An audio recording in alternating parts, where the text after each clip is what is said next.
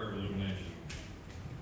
O Holy Father, grant that we might hear you today with our hearts and understand with our minds the reading of your word and the leading of your gracious Spirit, that we might receive spiritual growth in our lives. Amen. Now, Pastor Ron.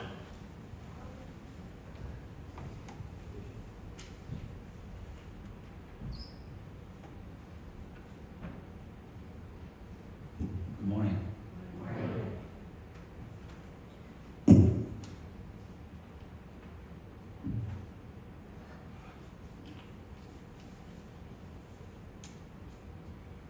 Whenever I think about people, like I was talking about earlier, that whole scam thing, it makes you wonder what kind of background do these people come out? What prompts people to be willing to just take anybody they can, and particularly they prey on old folks like me, and other people who just, I don't know anything about all that kind of stuff, and I was caught off guard, pure, etc. So what prompts people to reach that point in their lives when it doesn't matter anymore about anybody or anything? I don't understand that. Somehow or another that just goes beyond my understanding of humanity, but they're like that, and we know that, so that's sad. Ready for a change. This is about a man kind of like that, as a matter of fact. Matthew 9:9-13. As Jesus was walking along, he saw a man called Matthew sitting at the tax collector booth, and he said to him, "Follow me," and he got up and followed him. As he sat at dinner in the house, many tax collectors and sinners came and were sitting with him and his disciples. When the Pharisees saw this, they said to his disciples, "Why does your teacher eat with tax collectors and sinners?" When he heard this, he said, "Those who are well have no need of a physician, but those who are sick. Go and learn what this means. I desire mercy, not sacrifice, for I have come to call not the righteous, but the sinners." Feeling itchy, a man took a hot bath. I don't know, I guess people do that, but I don't know. This guy did. Just as he become comfortable, the doorbell rang. The man got out of the tub, put on his slippers, large towel, wrapped his head in a smaller towel, and went to the door. Salesman wanted to know if he needed any brushes. Slamming the door, the man returned to the bath. Doorbell rang again. On went the slippers and towels, and the man started for the door again. This time, however, he took one step, slipped on a wet spot, fell, hit his back against the hard porcelain of the tub. The man struggled to his street clothes, and with every move, a stab of pain, and he eventually drove to the doctor. After examining him, the doctor said, "Nothing is broken, but you need to relax. Why don't you go home and take a hot bath?" I doubt that a hot bath was very appealing at that particular moment in his life. There are some problems that even a hot bath don't solve. Matthew could have gone home and taken a hot bath too. He had a horrible job, working for the Rome government, taxing his fellow Jews. Tax collectors were social outcasts at that time. Devout Jews avoided them because they were usually dishonest. The job carried no salary. They were expected to make their profits by cheating the people for whom they collected the taxes. That was their lifestyle. Patriotic and nationalistic Jews hated them because they were agents of the Roman government, the conquerors. They hated them with a double hatred. If, like Matthew, they were Jews, which he was, because they had gone over to the enemy. They were betraying their own people for money. They weren't allowed in courts or to testify. They were as low as you get. It would not have been surprising if Matthew were ready for a change of careers. The money was good, of course, but was it worth it, the hatred of his own people? Still, he sat behind his desk in the tax office until one day, into his life, came a man called Jesus. Many people have a story to tell like that. They were going along with their life, not really happy, but not miserable either. Job was okay. The family was terrific. Still, they were searching. And then, just at the right moment into their life, came a man called Jesus. Stories have new beginning, and stories of sudden life-changing experience are many. And And I have an example. There was a story published in the Gospel Herald that said this: Dr. Harold Howard A. Kelly was a renowned physician and surgeon. He was also a devout practicing Christian. During the summer holidays, when in medical school, Dr. Kelly sold books to help with his expenses. Becoming thirsty, he stopped one day at a farmhouse for a glass of water. A young girl came to the door. When he asked for a glass of water, she said very kindly, "I'll give you a glass of milk if you wish." He drank the cool, refreshing milk gladly. Years passed. Dr. Kelly graduated from medical school, became the chief surgeon in Johns Hopkins Hospital. A patient one day was admitted to a great hospital. She was from the rural area and was seriously ill. She was given special care, being placed in a private room with a private nurse. The skilled chief surgeon spared no effort to make his patient well. After undergoing surgery, she convalesced rapidly. One day she was told by the head nurse, "Tomorrow, you get to go home." Though her joy was great, it was somewhat lessened by the thought of the large bill she must owe the hospital and the surgeon. So she eventually asked for the bill. The surgeon brought it, the itemized bill. With a heavy heart, the patient began to read the different items from the top downward, and then she sighed. Her eyes lowered. She saw the following notation at the bottom of the large bill: paid in full with one glass of milk. It was signed Dr. Howard A. Kelly, M.D.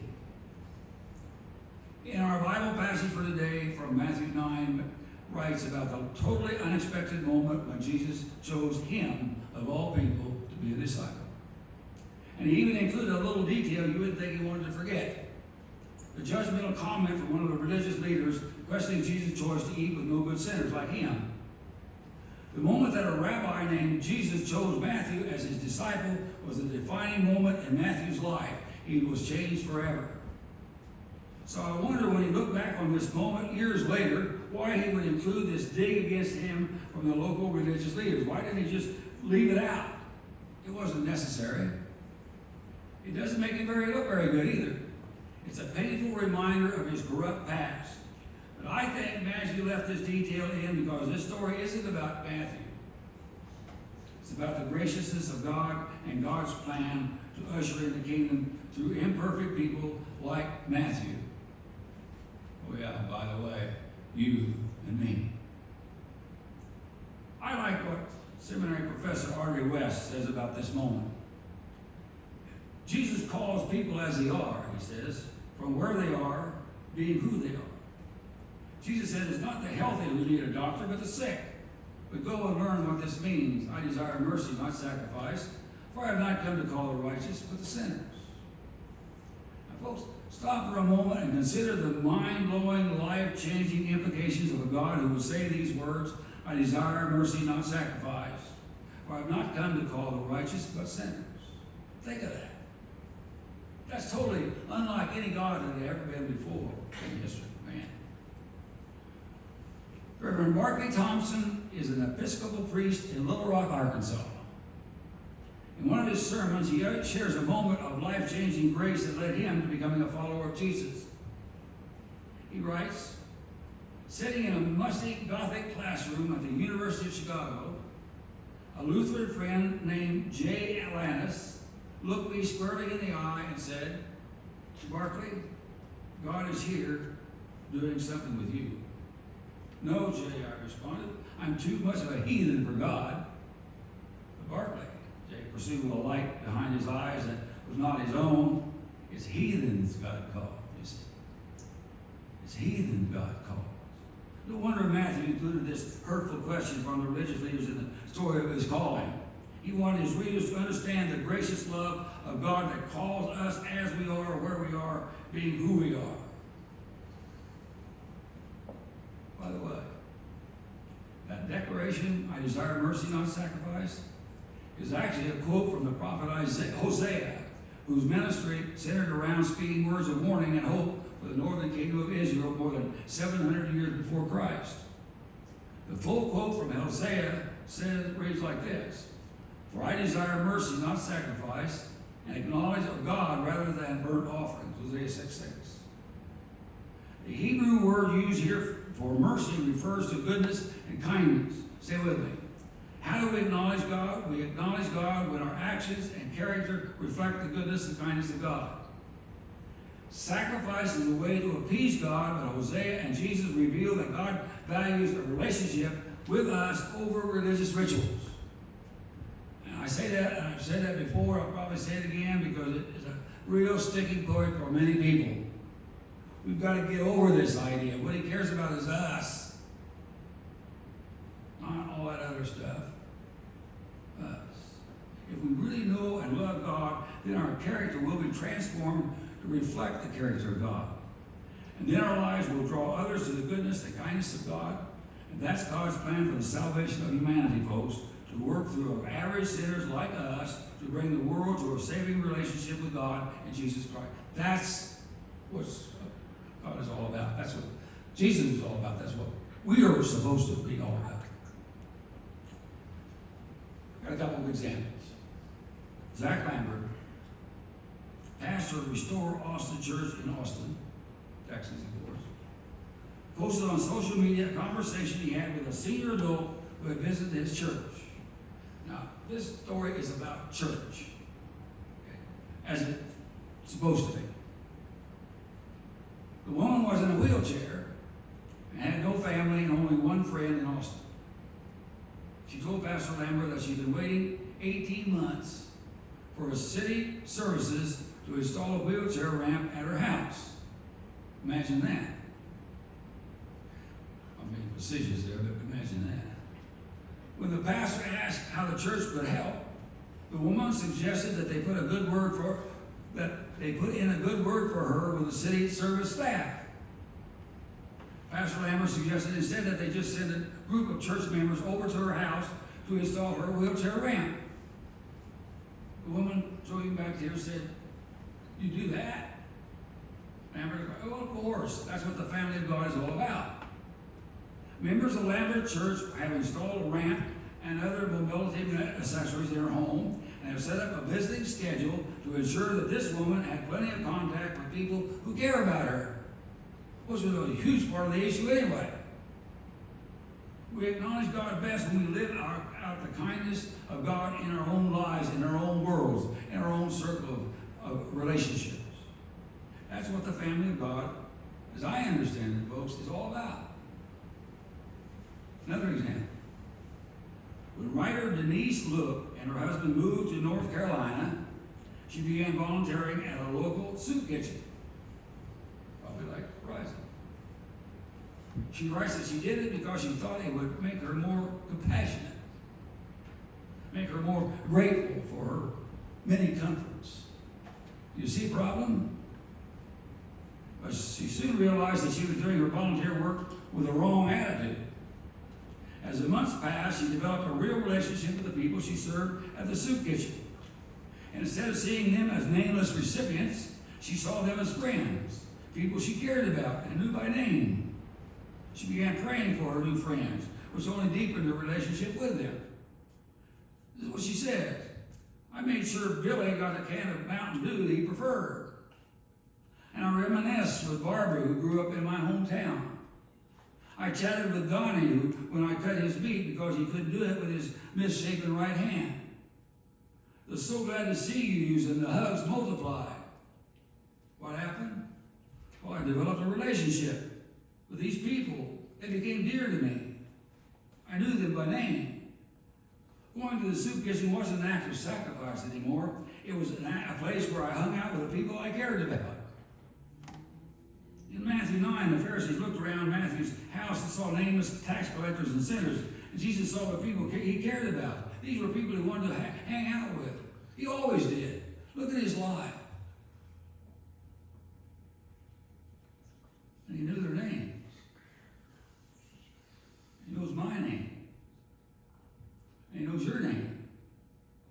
And he cares about you. Why did Jesus choose the least reputable, least powerful, least likely people to be his disciples or to be his pastors? I haven't a clue. But he did. because he loved us. Because he knew God would work through us.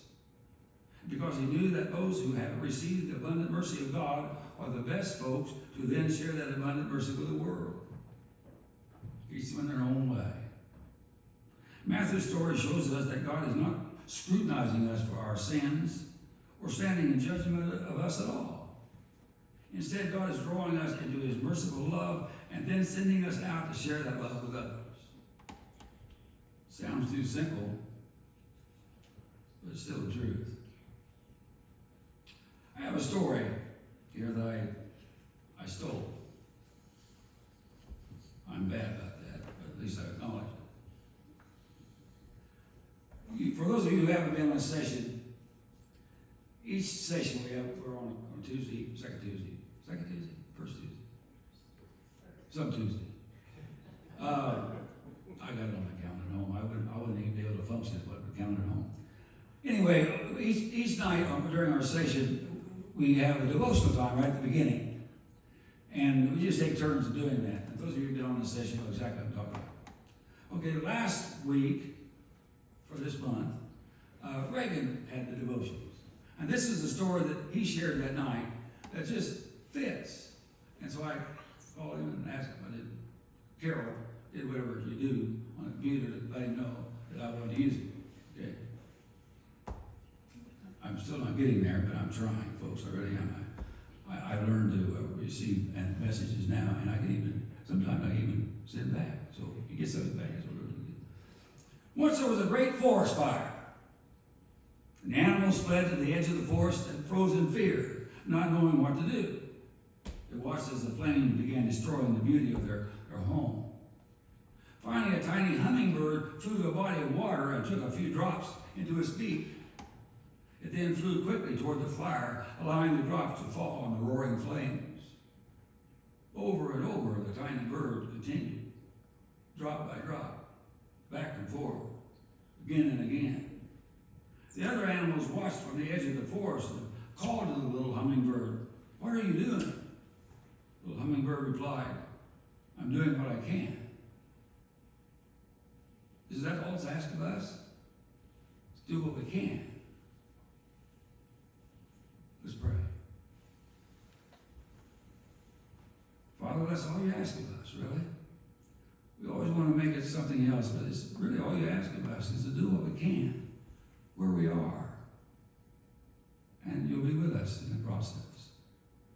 And for that we thank you.